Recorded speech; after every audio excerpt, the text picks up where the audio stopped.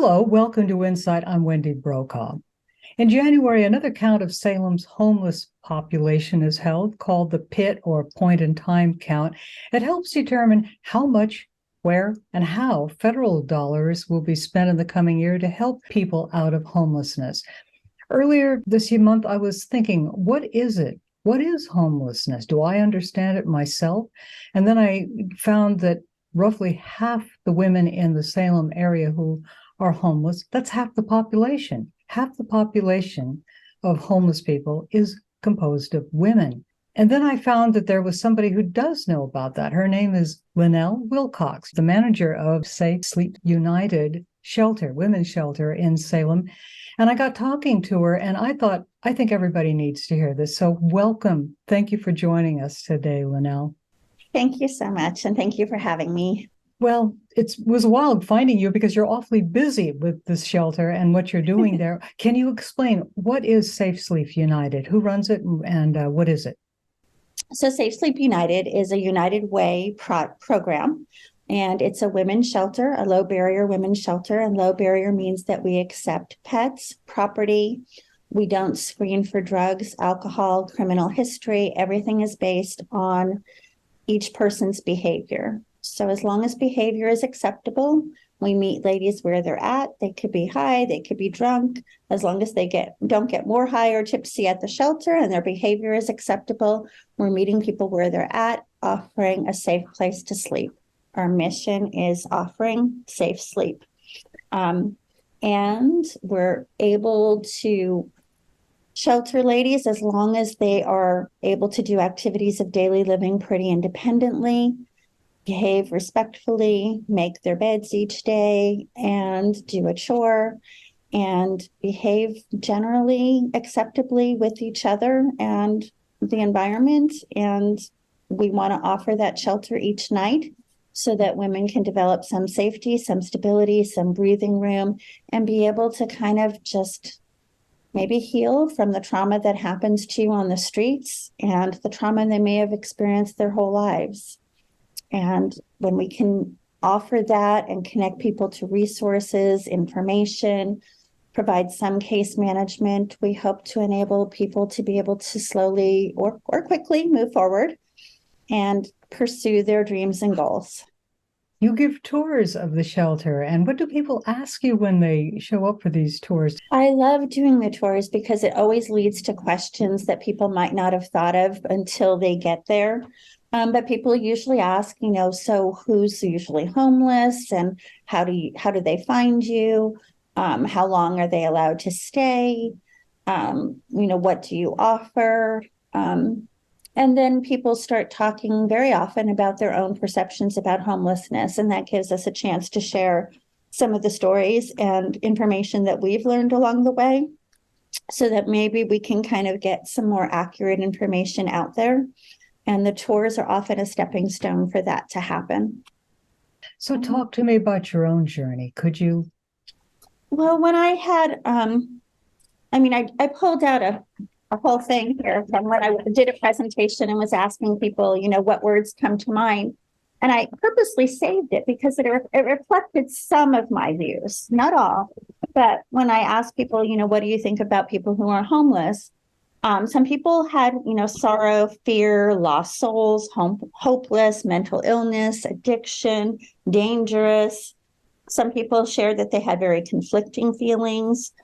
Some people shared that they think freeloader, lazy, probably have disease, trauma, violent, lack of family support, poor thing, disgust, empathy, panhandler.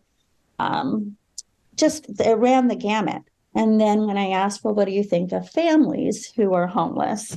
Then it became more like it's a shame to be in a country that allows that. They're embarrassed that we allow people to be homeless when it's parents and kids. Some people blame the parents. Some people say, where are the dads? But everybody felt bad for the kids. And some people said, stop having kids. Some people were like, just get a job, just get help. fix your mental illness. There's resources for that. If you're dealing with addiction, go to recovery. And some of those were my own views. It's like I've worked in retail and nonprofits and service agencies. And it's like everybody's hiring. You can always find a job. Why don't you get a job? And we have agencies to help with your mental health. We have agencies to help with recovery. Why aren't you just doing those things? And I had a belief that if you work hard and save money, you're not going to be homeless. And the flip side of that, which I hadn't even noticed, was, if you are homeless, you must not have worked hard or saved well. And then I started volunteering at warming centers, and there were so many people who were homeless. And I was asking the person who was training me, his name was Ken Houghton, and he was a lead at Arches at the time for the warming centers. And I'm like, how do we have so many homeless people? This is just crazy. And he took the time to talk to me and other volunteers who had those kinds of questions. And he said, think about it. How many people are living paycheck to paycheck? And even if we're lucky enough right now to not be living paycheck to paycheck, most of us have had a time in our life when we were. Maybe when we first moved out, maybe we had a sleeping bag as our bed and a cardboard box as our coffee table, and we slowly moved from there. But I think almost everybody can relate to living from paycheck to paycheck at least some point in your life. And when you can think back to that, what if your car broke down at the same time that you lost your job? What if you had an expensive health emergency and your car breaks down and you've got a medical emergency? Any of those things can happen to any of us. It's not a moral issue. It's not like you're a bad person. Sometimes you just get, more hard things raining in your life than you can accommodate. So if you don't have supports, family, friends, a hefty savings account, or people who will lend you some money or a sofa, then where do you go when you can't make ends meet? Some people will pay for the car repairs because that's how they're getting to work and they need that car. And meanwhile, you're not paying your rent, so you get evicted. So then you're living in your car. Some people say, well, they can't really be that bad off. They've got a nice car. Well, maybe that's the only thing they have left. And so they're living in their nice car, but the nice car doesn't represent that they're faking poverty. It means that maybe that's the only resource they had left to live in. And as I heard people's stories, it just became more and more obvious that this is not a case of people who didn't work hard or save well. Of course, there's individuals like that, homeless or not, but that can't be the broad paintbrush that we use for looking at people who are homeless. It can happen to any of us based on medical emergencies, the death of a loved partner.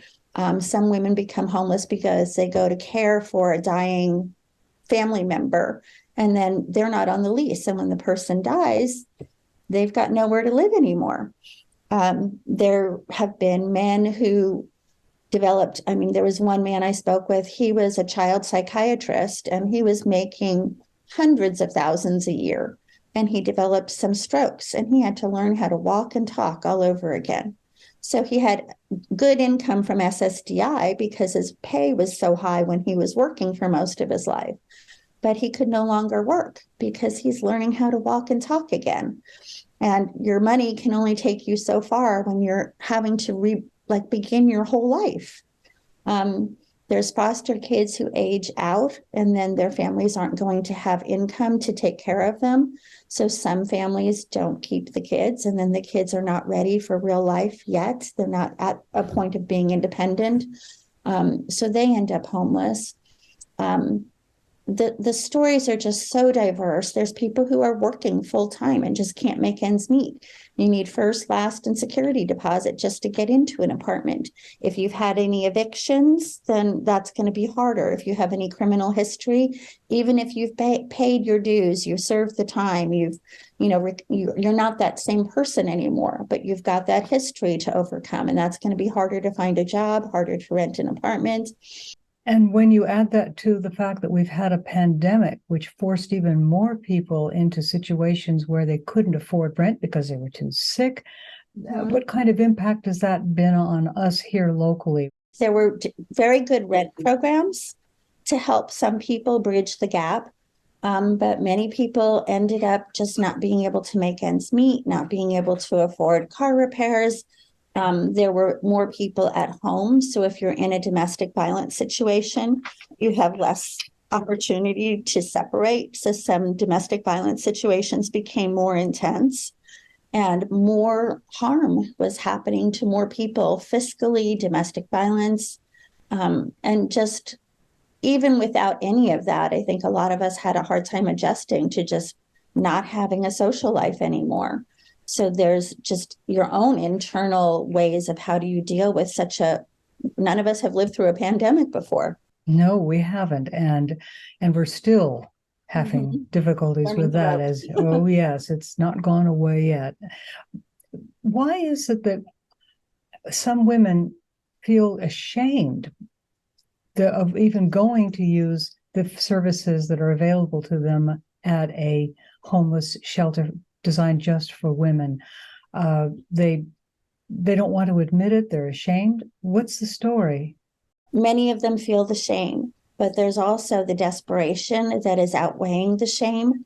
And many women have already resorted to living in a car, living on the streets because they didn't necessarily know about shelters. And then when they hear about us, it's like, I've been living in the car, I've been living on the streets. I am so desperate. I can't take this anymore. It's cold, it's wet, it's dangerous. Please let me in. Please have a bed for me. So we're not seeing people avoiding the shelter as much as not knowing about it. And then when they do, they're desperate for the beds. But I would say that as much as I have a focus on women because of my job and because of the need, I've had stories from men where, one of the first people I met said that when he first became homeless, he would wait until it was dark and no one was around. And then he would find a nook or cranny and spread his sleeping bag and then get up before dawn. So nobody would see that he had slept on the streets because the shame is big. And I think that's all genders. The shame can be really big. That's not specific to women. I think the women experience danger in some different ways than men, but men have been mugged, assaulted, beaten up. A few men have told me in tears that they've woken up having someone pee on them while they were sleeping. It's horrific. We have such a common perception that people who are homeless might be dangerous or violent or mentally ill and unpredictable and volatile, but you're much more likely to be harmed as a person who's homeless than to be the person doing harm. Tell me about the time you took some students from Western Oregon University with you to go meet people in a homeless camp where you were doing a form of count. Tell us that story. So the city of Salem has partnered with Western Oregon University to do an annual discrimination survey in Salem.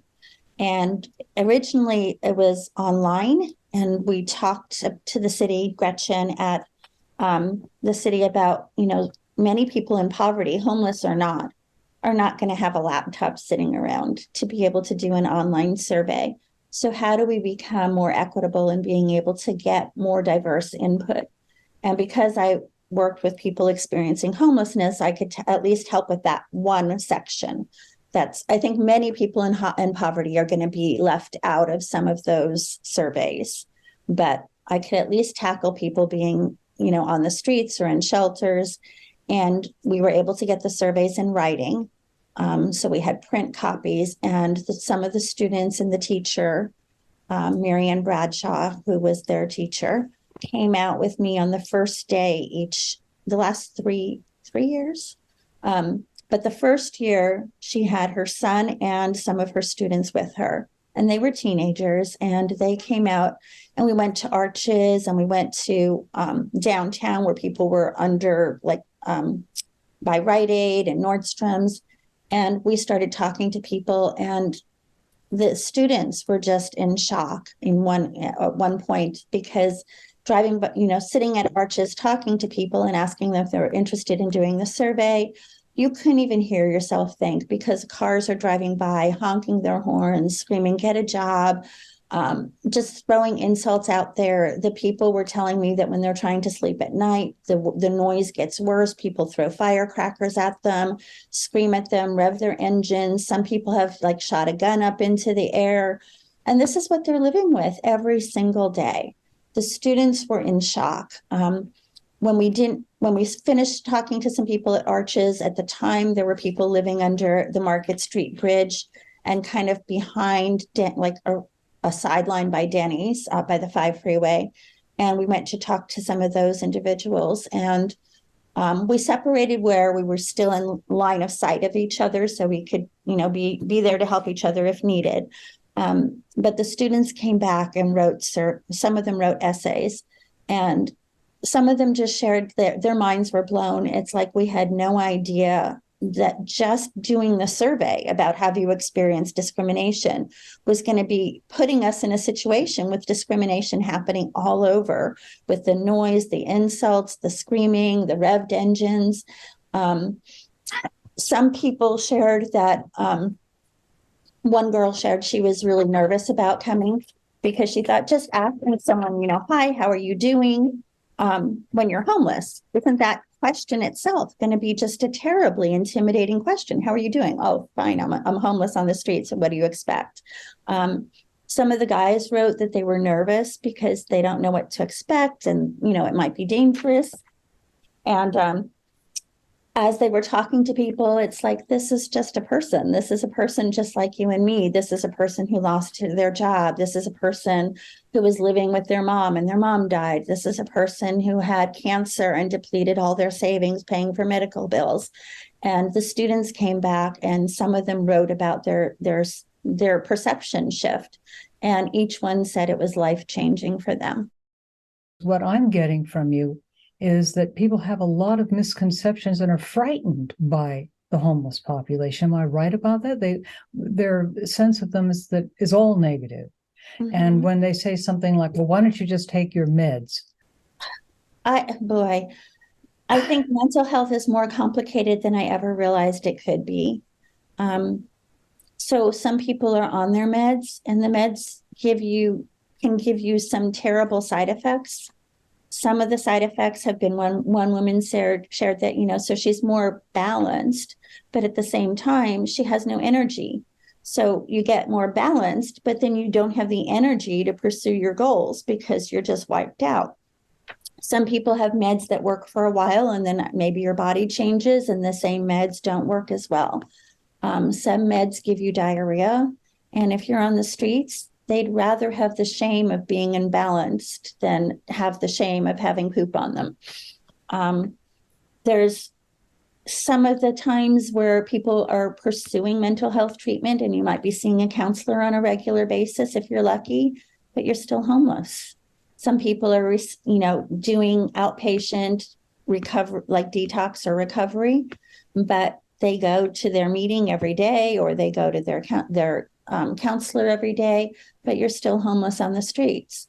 Some people are working and saving money. One woman was working full-time at McDonald's, and she had a tent that was very tidy and it was kind of down a ravine, and she was saving money to get an apartment. But every time she came home, and everybody makes a home wherever you can, her tent was stolen, her sleeping bag was stolen. So she kept spending her money on replacing the things she needs to survive through the night. It's just so much more common than I realized. The cashier helping you at Winco could be homeless. The person that you do banking with could be sleeping on someone's sofa, because we never know the stories people have been through and what supports they do or don't have. So it really can show that it can happen to anyone. And so many people are trying and doing the things that we say we want them to do. And you're still homeless in the meantime. You're on all the housing wait lists, but you're waiting. And you might be working, and you might be seeing a counselor, and you might be going through rehab, and you're still homeless. What will it take to end homelessness? I know that we have something called housing first. In other words, that's what it's going to take. How do you end homelessness? Housing. First comes the house, and with no preconditions. How is that working right here? You can't you can't realistically tackle every barrier that you come up with when you're living in survival mode and trauma on the streets. So even the things that we wish people would do are so much harder to do than we would imagine when you're wondering, where are you going to sleep tonight? Are you going to be asked to move several times? Are you going to be safe? Where are you getting dinner? If you have a court date, how are you going to go to your court date and leave your stuff without it getting stolen? There's so many just bare basic survival things that people are dealing with every single day, that saying you should be doing all these other things, it's not as easy as we think, and it has way more side effects than we think, of people having their stuff stolen, and just not being able to make the progress that so many of us would think would be possible. Get your job, see your counselor, take your meds. None of that is as easy as we make it out to be. And when people are trying to do that while they're in survival mode and trauma on the streets, we're asking for something that's almost impossible. So enabling people to have a place to live that's safe is the first step. And then, with no strings attached, people are likely to move forward because now they can finally breathe. And it might take a while. It might take a year. It might take longer, because so many years of living in trauma and abuse and neglect, and so many individuals were experiencing those things even before they became homeless. So sometimes it's a lifetime pattern of trauma and abuse and neglect. And you can't just fix that in a year or two. So being able to give someone a safe place to sleep, a place to be, a place to heal, you're going to have a better chance of people going to all the places and supports and resources and working through those things when you're not also dealing with survival mode and safety, just basic safety and basic human needs. Where do you eat? Where do you sleep? Where do you go to the bathroom? Where do you take a shower? How do you not have your phone stolen? All of those things are going to be able to be managed when you have a place to live first. So housing first is key and core and crucial. And we refer every single lady to get on the housing wait list so that they can have a place. And they're still homeless in the meantime, but at least they're on the list. You can't win the lottery if you don't buy a ticket. You can't get housing first if you don't get on the list. So we refer everybody to get onto the list so that that might be something that can happen for them. And in the meantime, have some safe sleep, have some moments to be able to just breathe and have a pretty place to stay and have your pet with you. I noticed that when we were talking, a cat just walked into our field of view, and I just thought, well, actually, it just felt totally comfortable saying that the cat gets to do that. And people in the background of, you can think life is going on there. Tell me, what do they tell you, some of these women who are staying with you? Can you tell us what impact Sleep Safe is having? Safe sleep. So you're always going to have women who aren't happy. And you're always going to have women who are so grateful. So the gratefulness is huge. It's much bigger than the people who like, well, what about this, that, or the other thing? But the gratefulness is huge. Besides having women being able to have a safe place to sleep, we try to make it pretty and homey. And we also have an amazing pool of donors who bring a hot meal every single night, except for like one night a week. And that night we have leftovers. But we have people coming in, just burying us in food and donations. And we offer pajamas. So people can have like something cozy, warm, and clean to sleep in. In the very beginning, Diane Rush is the founder of Safe Sleep. And the pajamas were really important to her. And I was working graveyard shift mostly at that point. And I could care less. It's like, okay, we give them pajamas, no big deal. But Diane was all about the pajamas. And at one point I started having shifts where I could open instead of just doing graveyard. And when you open, you welcome ladies in and, hey, this is Safe Sleep. Here's your bed. We're going to have a hot meal. Do you want some pajamas to wear? And the pajamas are ours. But you can wear them over and over, put them under your pillow. When they're dirty, we'll give you a new pair. But you don't get to keep these because we need to keep being able to offer them to ladies. And women would commonly, not just a rare exception, get teary and say they haven't had anything cozy, pretty, and clean to sleep in some of them decades. So now I'm all about the pajamas. It's like that one little thing you can offer that really makes it into a home for some women. But they have conveyed, this saved my life. This is just so, I needed this so desperately. It enabled me to get some safety and be able to move forward. And I didn't have to be afraid about being attacked or raped while I was sleeping.